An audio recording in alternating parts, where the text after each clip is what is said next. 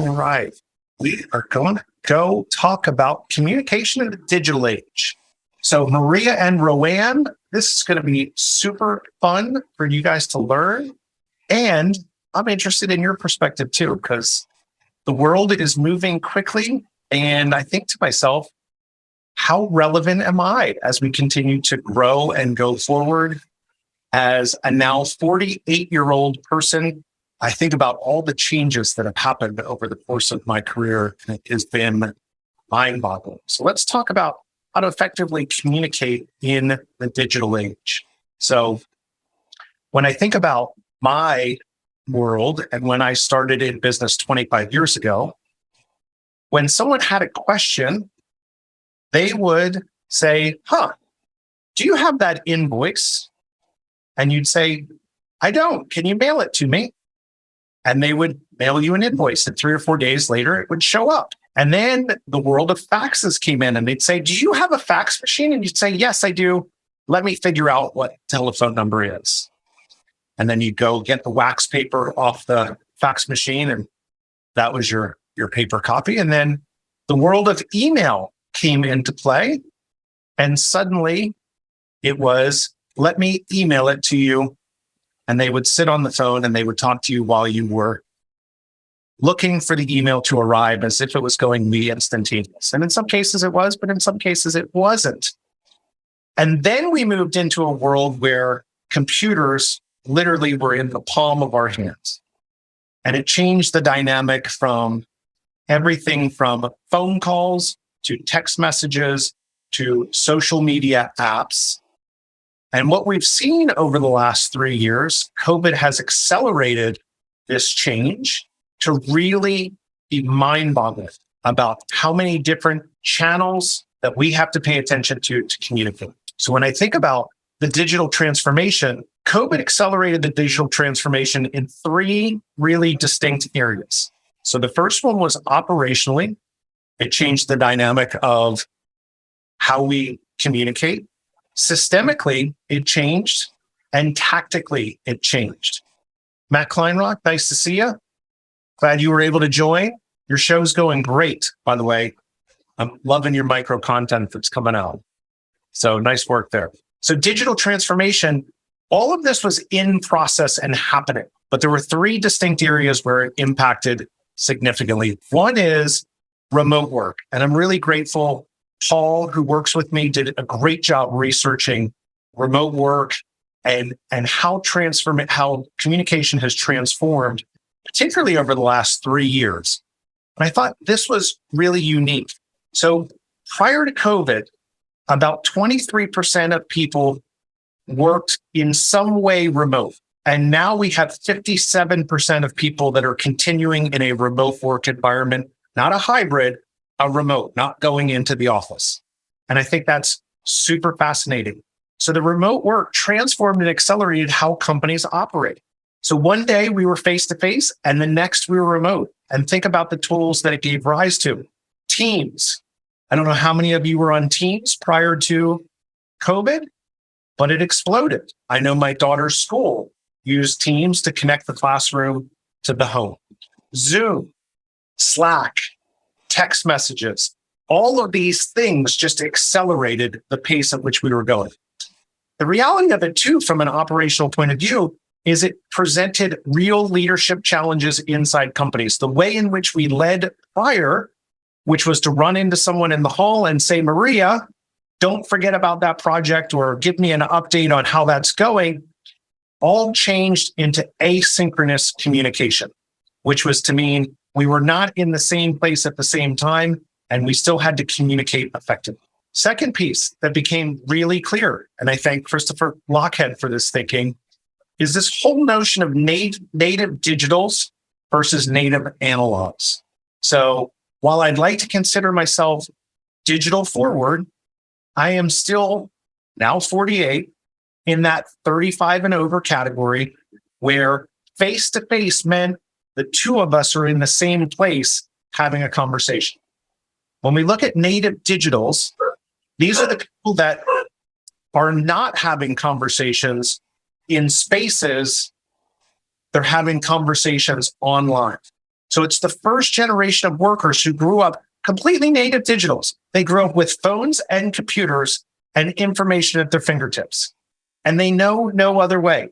So while I would never consider what we're doing right here, doing a live show, doing it on Facebook, seeing people on a two-dimensional screen, I would never consider this to be a face-to-face meeting. People who are native digitals would describe this as a face-to-face meeting. It just happened to happen on Zoom.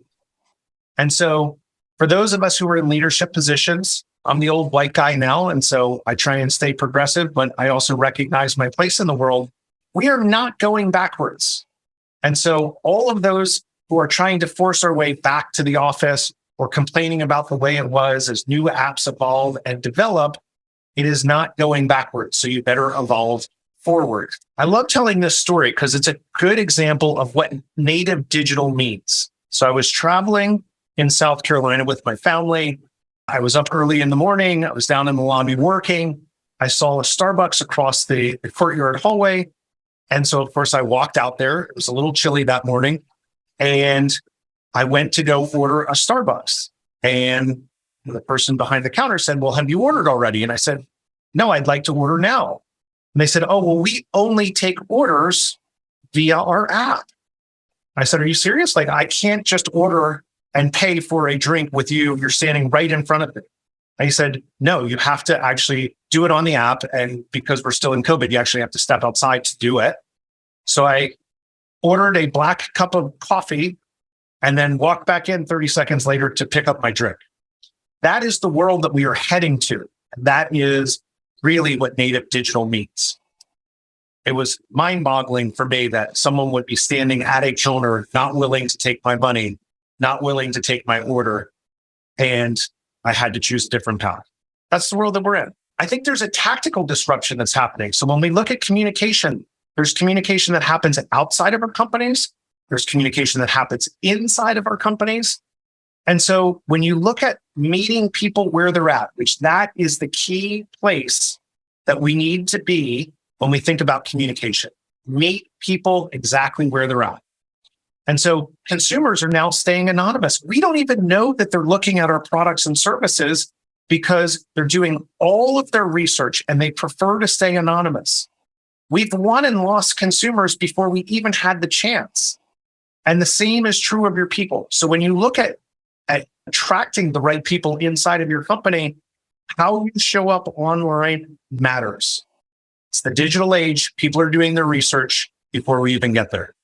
So the three real world-changing places for communication. Remote work has changed the way in which we've communicated. The tools have changed. And the whole notion of asynchronous communication, not actually speaking to someone at the same time, that has changed as well.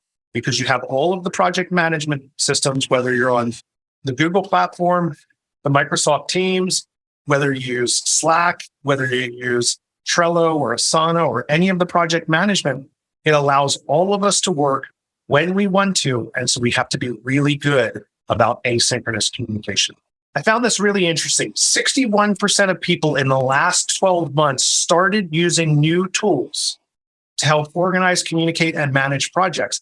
Now, as a native analog, I'm not really interested in learning lots and lots of new tools.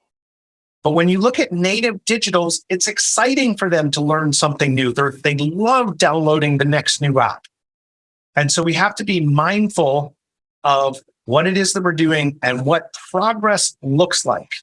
And we need to balance the progress with the effectiveness in our day-to-day operations. I want you to just stop and think about this for a second, because the stats in my mind were boggling. Again, Paul did a great job of teeing me up for this. But this is early 2022. I would have never guessed that just as in the United States alone, there are 247 million YouTube users. Just stop and think about that. I forget exactly how many people are in the United States. I think it's about 330 million. But 247 million of 330 million are consuming information, communicating asynchronously on YouTube. 160 million Instagram users, I'm sure this number has grown. 131 million TikTok users, 180 million LinkedIn members, 107 million Snapchat users, 77 million Twitter users, 86 million Pinterest users. And this, I think, is really at the pinnacle. There's 353 million mobile connections. And so if you haven't made the shift at this point in time from being and thinking mobile first, how do I get mobile friendly, mobile fast? It is imperative. So when you think about phones and the proliferations of phones, the emergence of text comes first and foremost. I found this interesting as I was continuing to do my research for this presentation. I have transformed from using email as my primary method of communication to using text messaging as my primary method of communication. In fact, I will change the channel of the communication. So if Matt Kleinrock was to send me an email and I thought it was important and unique enough to respond to, I'm probably responding to him via text message.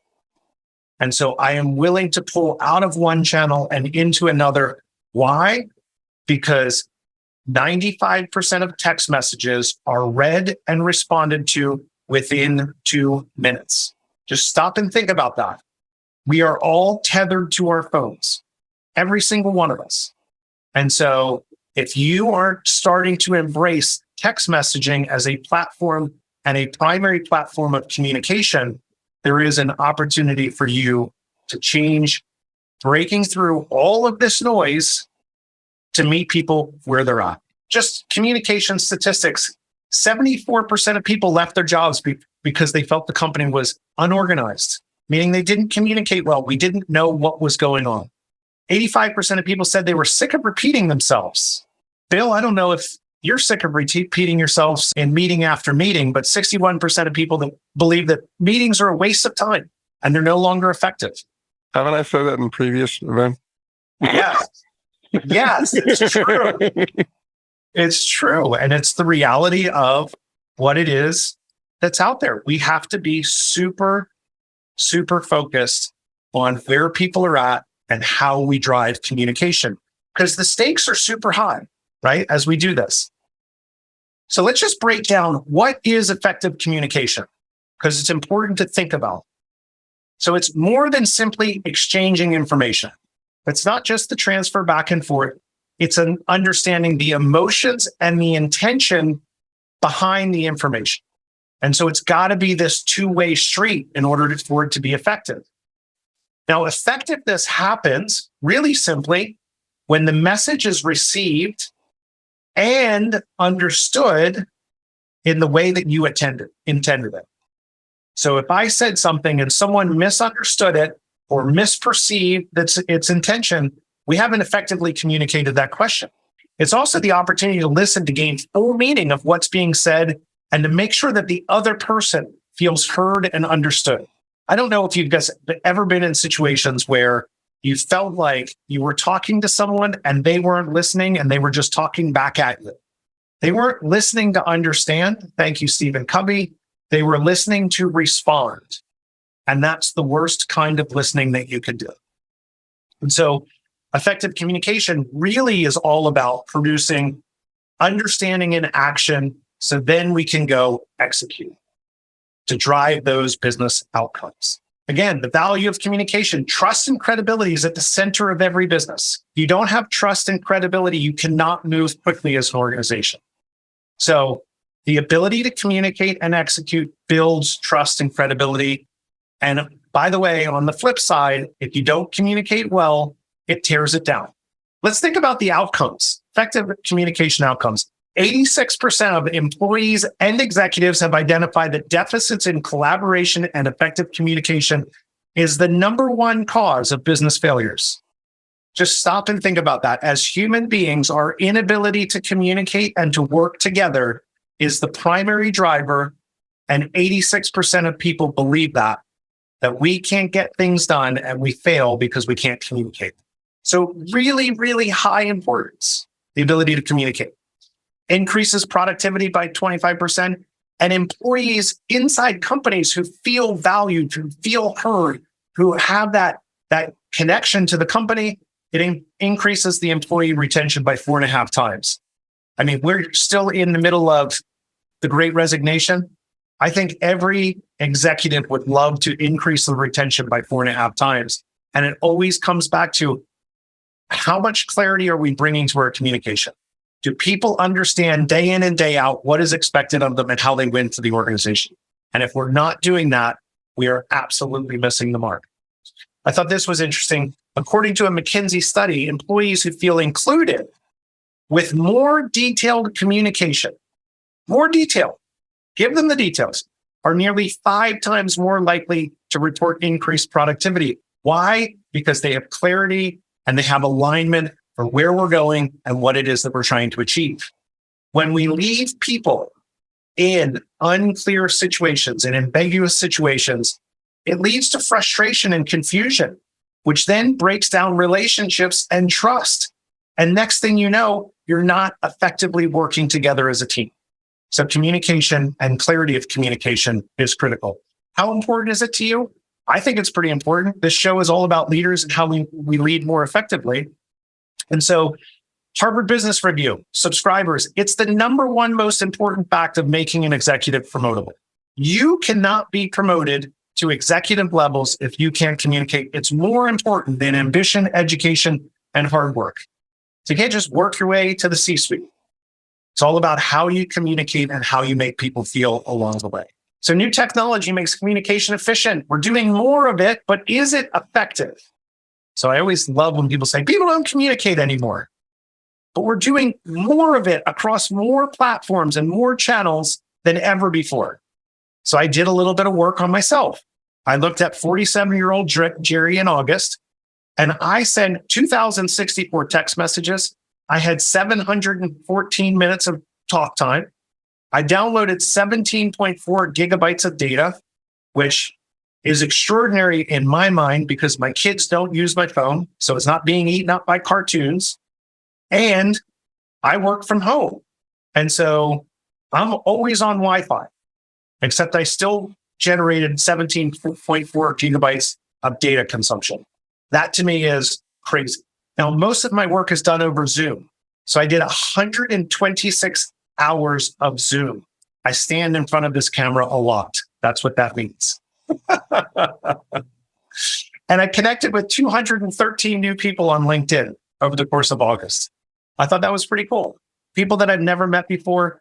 I love to connect with people who are running compelling companies that are growing quickly. And so the Inc. 500 list came out in August. And so there were lots of opportunities to speak with people who won that award in August.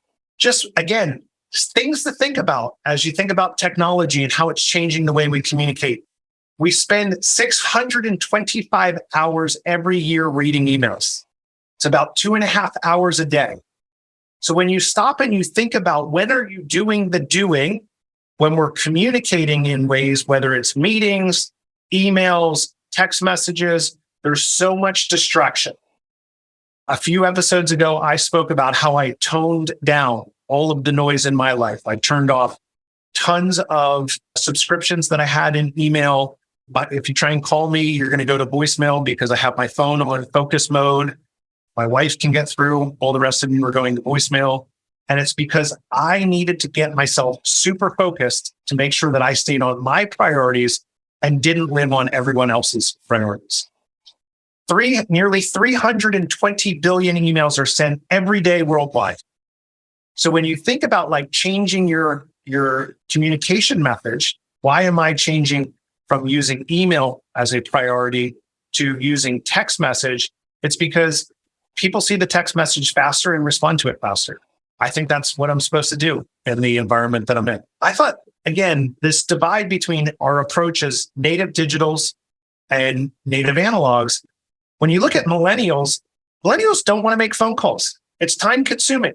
Don't even need to go to work. Why would we go to a space where I don't need to do that? Why save the drive time?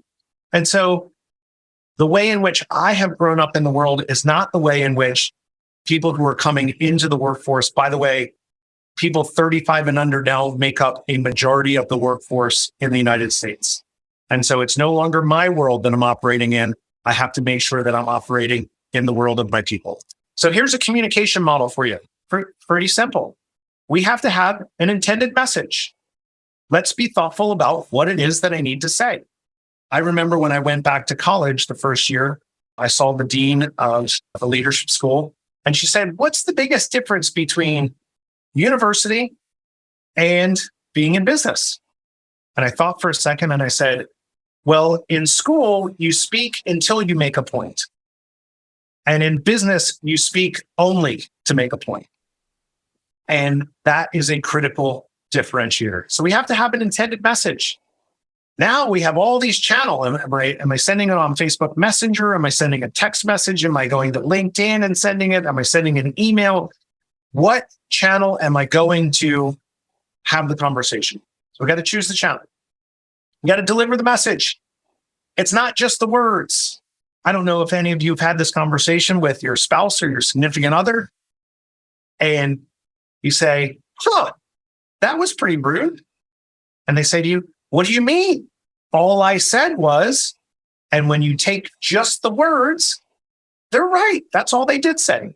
But the tone and the body language communicated so much more than what was actually said. So you have to be conscious of your words, your tone, and your body language. Now, if we're doing that in a digital platform, we're only able to use words. And that's a massive disadvantage. Another opportunity for you is, as we move to text message, you can also use to video platforms, video messages with people, whether it's BombBomb or Loom videos, but you can communicate that words, the tone, and the body language. The fourth piece is, did we hear the message? What message was received on the other side? Because just remember, our message is always clear to us. We already drank the Kool-Aid. I know what I was trying to communicate, but heck, was it heard on the other side? I'm not sure. So let's make sure that we create clarification, an opportunity to say, did you hear what I meant you to hear? The intention and the understanding behind it. And then we take action, right? We go on our way. So again, developing your intended message. Think before you speak. Begin with the end in mind. What is it that I'm trying to communicate? Don't just start talking. Take a deep breath and then go for it. It also helps with clarity of message. Stay on the topic and stay in the channel, right? So if I'm in a LinkedIn conversation with someone, stay in message, stay on the topic, stay in the channel. Again, propose solutions because we're problem solvers. We're having these communications back and forth to get to better ends with each other. And again, we have to be open to other solutions as we're communicating. Our way is not just the only way. Sometimes we go like that millennial who doesn't want to hop on the phone, who doesn't want to have the face-to-face conversation, who doesn't want to turn on their video when we're all live together, which I think is interesting, right? I love to be able to see people like Isaiah and Kim and Matt and Bill and Maria. Those are all fun things to me because I can see your body language and whether you're getting it or not. But preparation is key if you are concerned about delivering a message. Just be prepared. What is it that I'm trying to get to? How am I going to communicate it? And by the way, it's just another human being. If you take nothing out of this today, other than this concept, you have to choose the channel wisely and match the channel with the complexity and the emotion that goes along with it. So where do we go wrong? I now hear about people breaking up with other people in relationships over text message.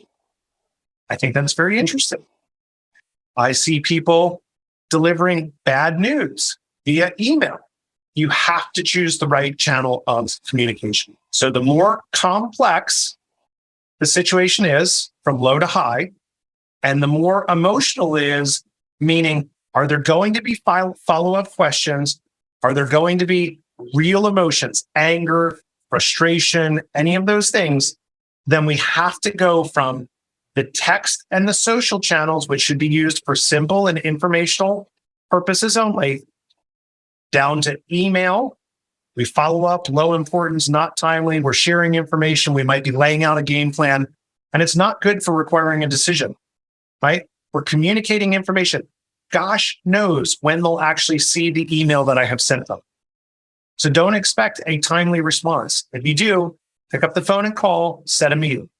Phone, which could be Zoom, video, face-to-face, right? Timely, important, complex. We need to confirm changes, and it's emotional. And the best that you can do when it's that is a face-to-face meeting. And sometimes that means in our remote digital world that we're doing that on Zoom, we're doing it on Teams, we're doing that on Google Hangout. But it's the most important conversation. It's highly emotional, highly complex, lots of follow-up questions. And it has to be the opportunity for relationship building. So low to high, you have to pick your channel of communication. So Matt Kleinlock asks, how do you help people who struggle to communicate? Or how do you explain to them that they don't communicate well? Well, this is going to be a great one, Matt, because next week we're going to have Kim Bach on, and we're going to talk about giving feedback. She is a great communicator. She's great at giving feedback, but it's really having hard conversations. And when you have the shared mindset that we're in growth mindsets and growing together, then delivering that feedback that very specifically in this situation, you were trying to communicate and it didn't come through. So you can't just say you're a terrible communicator. You have to be very specific. In this situation, I saw this thing happen. It wasn't received on the other end, and therefore your effectiveness was marginalized. I'm happy to have you hop on, Matt, if you want to get some more detail on that. I think it's a good answer. I think what you're saying about, I think sometimes people in their mind, they see it, right? But they have a very difficult time communicating it. So I really like your answer on saying that you do have to have a conversation saying I understand the way that you meant it, or I don't understand the way you meant it, but I understand that you see it in your brain, but it's like people struggle to see that it's not being perceived that way, that I'm not hearing what you're saying, if that makes any sense. I don't know if it's, particular. Two specific things. So one is help them to form their thoughts in advance of speaking. What is it that I'm trying to say, right? Very specifically, pause, then deliver that message. Now, one of the things that I have found as a senior leader throughout my career is it all makes sense to me. I have it, and I drank my own Kool-Aid. And so I might say something like this, Matt, I realize that sometimes when I communicate, it's really clear to me, but it's not always clear to someone else. So can you tell me back what you think you just heard from me? Yeah. And that piece, in particular, when you're doing a lot of change or you're asking people to get outside of their comfort zone, is very helpful in getting them to a space of clarity. Otherwise, you're going to end up with a train wreck on your hands where you feel like someone else has exactly what they need. And the reality of it is they have no idea what you're talking about. Yeah, I think I ask, I'm certain as the visionary of the business that I probably do it quite a bit, and I'm pretty conscious of it. I've been trying to be, more definitive with things I say, but I ask, I have two guys who work for me who are they are savants. When it comes to technically, they are above and beyond most people's knowledge in what we do. So everybody's very dependent on them, and they just have a very difficult time communicating what other people need simply and clearly. And I think the fact that they are both leaders in the business is a struggle for us. And then me trying to point out to them, hey, you're not being specific enough. You're not really answering their question. You think you are, but you're not. It's a very challenging conversation. It is. And I think awareness always precedes action. And so as long as we have shared understanding that all we want is the best business outcomes that we can drive, then people should be open to that feedback. And again, this is Kim's area of expertise. So next week, it'll be a really good conversation. But as I continue to drive that forward, I would be giving them the feedback. Guys, you are so proficient at your work that sometimes on the other side, it's not being heard in the way that you intend it to. And so one of the strategies would be to say, I have only come to recognize in the second half of my career that I'm not as good a communicator as I thought I was. And so can you just tell me what you heard from me so that I can make sure that it's clear for you? Because I don't want you to have to rework things. I don't want you to be frustrated. I don't want you to be confused. And so let's just sync up on that message. And I think if they do that, you're going to find better business results and better satisfaction, both on their part, because people will be doing the things they asked them to do, and satisfaction on the employee's part, because thank God, I finally know what that guy was talking about. Now, to your point of being a visionary, this is a classic example of visionaries have always a very clear picture in their head of what they want to see happen. And to a T, over 100 companies that I've seen, 100 visionary leaders, we are not very good of pulling that information outside of our head, articulating it through our mouth, and telling people what our expectations are. And so it's something that we have to work with on ourselves. The best thing that I've seen as a strategy, Matt, is to give everyone permission around you to almost interview you, to pull those things out. What do you mean when you say that? Give me some more clarity about what that success metric might look like for you. Because in your mind, it's so clear that the idea of having to articulate it is secondary. Because can't everyone see what I see? And the answer is no. And, for a guy like Zach Mitchell, who is an operational assassin and left brain, it bothers him to be wrong. It's frustrating as heck for him to be wrong. And so to work with a visionary, he's almost got to pull it out so that he can get the satisfaction out of his work, because visionaries are okay to live in the clouds. And if we get it wrong, that's okay. We just iterate forward. And a guy like Zach Mitchell, he's frustrated as heck because he has failed the organization. He hasn't done what he needs to feed his soul to be successful. And so it's got to be synergistic and giving people permission on both sides of the aisle to have those conversations and to have the awareness. I know I'm not always going to communicate really well. And if you're on the integrator side or the operational side, do not be afraid to stop your visionary people and say, I know it's clear to you. Kleinrock, I know it's clear to you, brother. But listen, bring it back for me. Make it real, make it tangible. And by doing that, you drive better business outcomes. Good? I disagree with you, Jerry. Tell me more, Isaiah. They just weren't listening. Well, that's what most visionary leaders say. I don't understand why people aren't listening. They just won't listen to me. And I would tell you to check yourself before you wreck yourself, because my experience is you probably have gone in the path from A to Z, A to C to M to V to Z. And you're like, I just don't understand why people can't fill in the blanks that are there. It's very simple. Why can they not see it? And so that awareness is super critical as we start to try and drive business outcomes. Know what your predisposition is. I had the wonderful chance to work with Zach Mitchell. He was great at interviewing me and saying, no. What's the actual business outcome? What's the problem we're solving? Are we making something up or are we actually solving a problem? And that was super helpful for me to have someone that I partnered with, because we got so much more done by asking the right questions. Let's just come back to this importance of words, tone, and nonverbal, which is critical when you think about most of our communication is now happening digital. We're not actually face-to-face having conversations. So words only convey 7% of any message, right? Vocal elements, 38%, nonverbal, the facial expressions, the gesture, the furrowed brow, all of that, 55%. So if we're only seeing the words on a paper, we're only getting 7% of the message, the clues, the context that can help us. So as we start to think about it, can you see the importance of choosing the right channel of communication? Or at the very least, leveling up your communication to get it to a place, i.e. I'm delivering a hard message, but I'm doing it on a text platform. I'm going to do it via video. I'm going to send a short video message to give that message. And so we meet people where they're at, but we try and give them all the tones and clues that we can.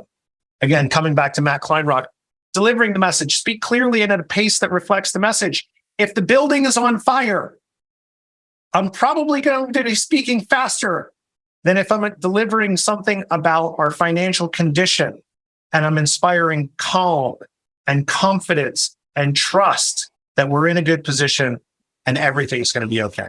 So pick your pace. It does matter. You always have to stay positive in your communication. I'm a big believer that intent matters.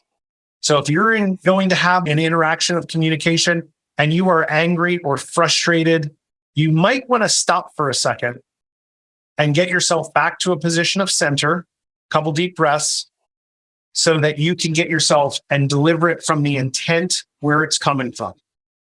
Super important. Posture, stand up, good posture, right? I have a standing desk. I stand, 14, 15 hours a day. I almost never sit. Smile, right? Little things, releases those endorphins, gives us a chance to actually come through the phone and say, hello, right? Tentacle to the outside world. Eye contact, breathe, awareness of gestures. Again, have you ever seen people's body language be really poor and it shuts down the whole message? You show up to a meeting with someone face to face, or you see them in the hall and their arms are folded, their head's kind of down, and the brows furrowed. They're a little bit not open to communication. And so we have to be aware of those clues and cues.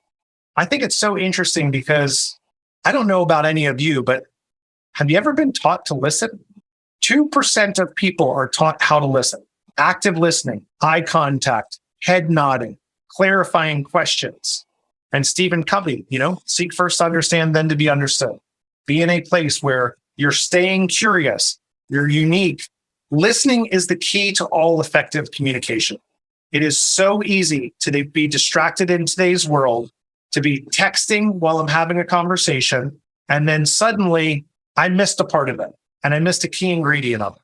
And so, yes, we have to deliver a good message, but the person on the other side also has to be listening to pull down that information. This is the number one barrier to good listening. We can listen at a rate of 125 to 250 words a minute, and yet we think at a rate of 1,000 to 3,000 words a minute. Have you ever found yourself in a situation where you're listening to someone and your mind starts to wander? You're thinking about 7 steps down the road. And I'm not just talking about our friends that have ADD or ADHD, right? Because I do this too. My mind, my ideation happens so fast. And so we have to pull ourselves back to really be focused on that active listening and the skills that we have. Don't let your mind wander. 10 fundamentals of good listening. Write them down. I'd encourage them, especially Isaiah Rosick, because apparently people don't listen to him. The first one, which seems like ridiculous, stop talking. The only way you can listen is if you stop talking. Have you ever had a conversation where someone overtalks you? It's not very productive. Prepare yourself to listen. Little tip, right? We want to engage the left brain. So favor your right ear. Turn a little bit. Favor your right ear so that we engage the left part of our brain. Put the speaker at ease. Put your things away. Remove those distractions. Step away from your computer. Put your phone down. Empathize. Head nodding, right? You have to be patient. Sometimes not everyone's a fantastic communicator, Matt. So sometimes we have to be patient with them and allow them to develop that point. Listen to the tone. Listen to all the things that are behind it. I think this is a key piece to it. Listen for the ideas, not just the words. What is the question behind the question? When you feel like someone's dancing behind the scenes, sometimes you have to say, what I'm hearing you say is this, but are you really meaning this? Are you really addressing this situation? And more times than not, your intuition will be right. And again, wait and watch for those nonverbal communications. It's 55%, 38% of the message that is delivered. Again, no matter the channel, make sure that we're focused on these key things. Represent the message based on body language and questions. If I see a look of confusion on Maria's face, I'm going to rephrase it. I'm going to find ways to speak on her terms, not my own. And so this comes back to how well do you know your people? So I don't know. I know Zach Mitchell pretty well. I know he loves coaching baseball. And so if I was trying to to convey an important message to him, I might choose baseball analogies because I'm connecting with him on his terms, not just the ones that I want. So knowing your people allows you to put the context into their sweet spot. That's how you become a really good communicator. Ask your clarifying questions to ensure your intended message was heard. This comes back to Matt Kleinrock. Give people those permissions to ask those clarifying questions. I think this is what I said. Did you actually hear it that way? And as always, you guys know this really well. You have to live your values. Respond, don't react. Be in your reflective thinking mode, not your reflexive thinking mode. Don't just be reactionary. Stop, think, what's the message behind the message? And then don't interrupt. Allow them to be heard, which then gives you the chance to have your message to be heard. When we're trying to talk to make a point instead of talking and listening to understand, you get better business outcomes. Lots of resources that we did on this one. I am happy to take questions from you guys. I do want to address my necklace that I have on today because it's very important to me. My client at 5:30 this morning asked me if I had been to Burning Man, if I had taken some mushrooms and I had found a magical necklace. And I said, no, yesterday was International Peace Day. And my son made this for me. So I will always wear the things that my kids make me, just like I wear this little wristlet that Brooklyn made. So that's how I ended up with this wonderful necklace today, International Peace Day. What questions? How can I further clarify? What frustrations are you having other than Isaiah, who just thinks everyone doesn't listen to him? I know it's very confusing. Zach, have you run into situations? I know you're inside a new company, new culture where, hey, the communication structures that I've used in the past maybe aren't as effective as the ones that I need to use in today's day and company. Yeah, sure. Right. Every organization is a little bit different, but there's some basics of communication that work everywhere. Fundamentals, foundations, right? You've captured them. This is a great reinforcement.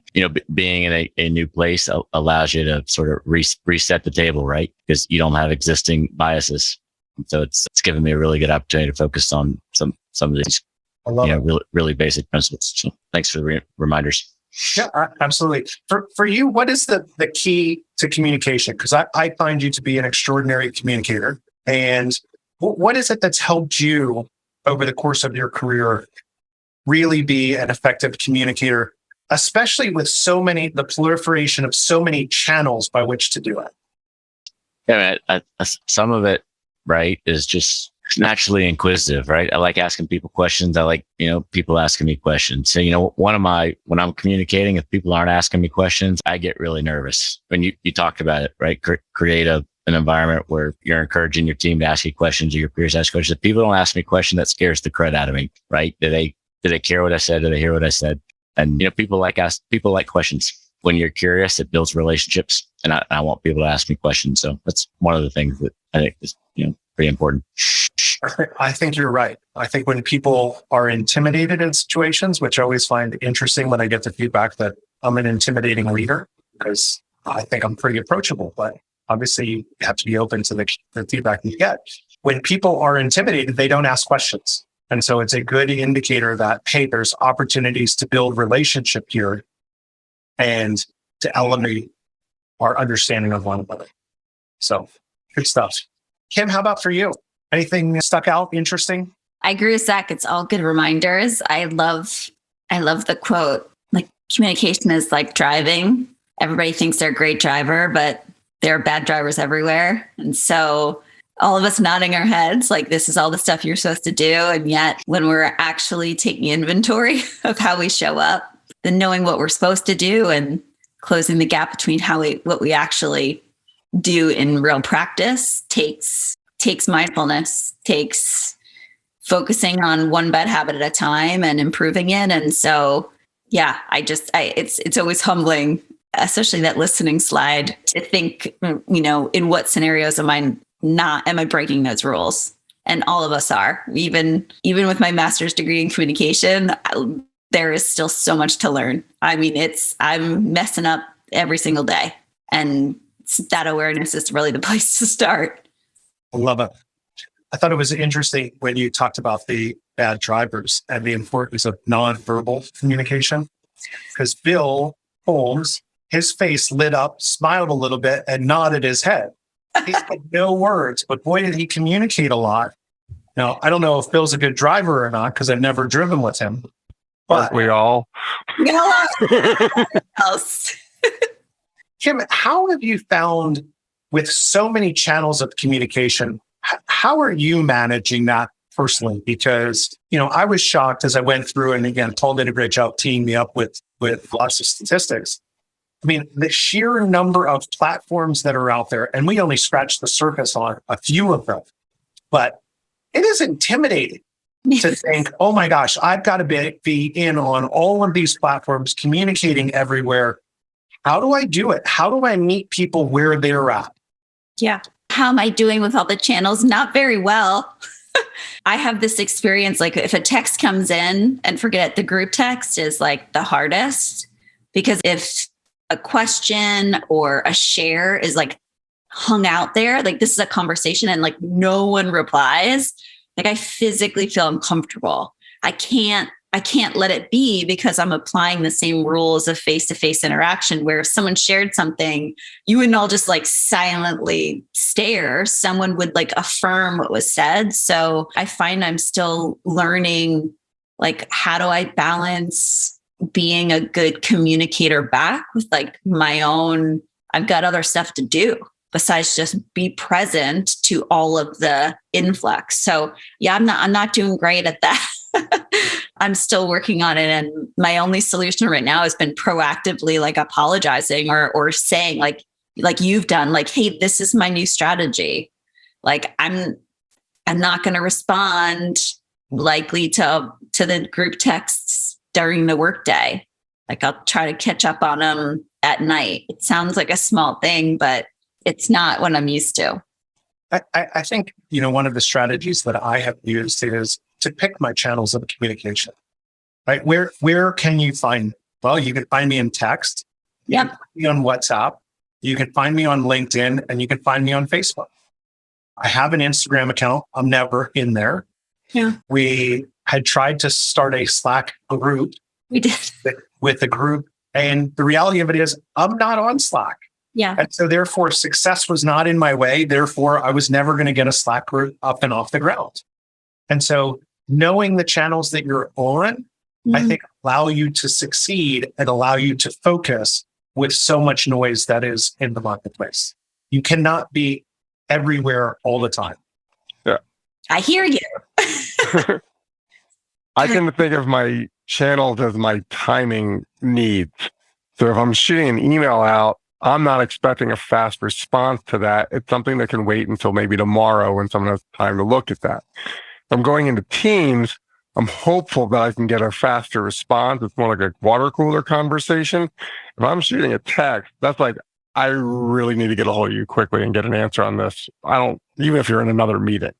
So that's kind of how I pick my channels, is the kind of urgency of the message that I need to get a response back on. And I think that's appropriate with choosing your channel, the complexity, the speed at which you need a response, the emotion tied to it. I do find it interesting. I don't know about all the rest of you, but I basically don't make phone calls anymore. I mean, a handful of phone calls in the car, maybe to and from school with the kids. But at the end of the day, I'm either on video messaging or sending a text message. And I thought that was interesting, Bill, that your most urgent form of communication was a text message, which still, quite honestly, is pretty passive, other than the fact that we pick up our cell phones 712 times a day on average. So I think picking your method of communication and the lanes that you can go in at are really important. Yeah. Through phone calls, I found that phone calls become less immediate because like I often use it to call our accounting team, but they're always in some other Zoom call and like, I need to call you back.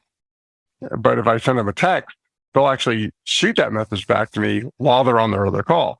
Now, that has some other distractions to their communication on the meeting that they're in. So I'm sure we're doing that constantly all over the place. We're all sitting here double working and talking to Jerry at the same time. Not all, Oh, I'm not going to Oh, I blanket saw state it. that. I saw it. I saw lots of Yeah, typing. you see the heads go down and the eyes go left and right. You know, it's happening occasionally.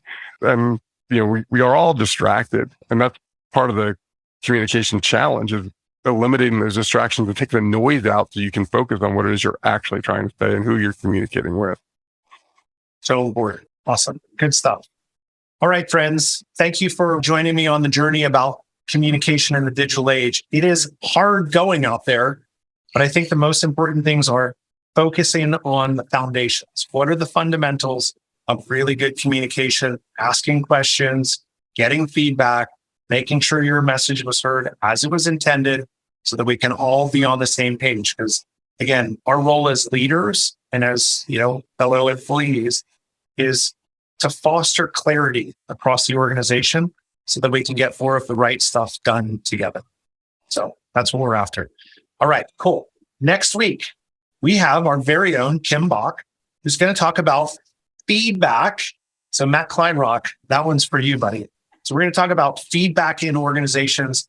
It can certainly be a place where people are uncomfortable, not good at it, don't want to call other people out. And so we're going to give you lots of really good tactical strategies of how to implement feedback into your organization.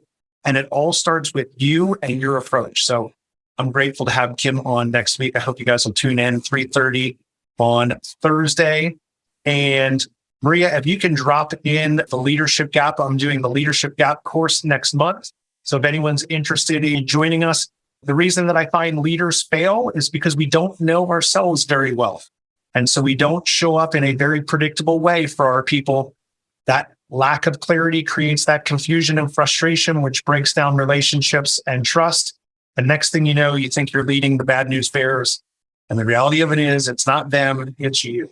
So we're going to bridge that gap with the Leadership Gap. Zach's been through that course, but I know Bill's been through that course. And so it is a good primer and foundation for leaders to create that predictable environment for people to thrive.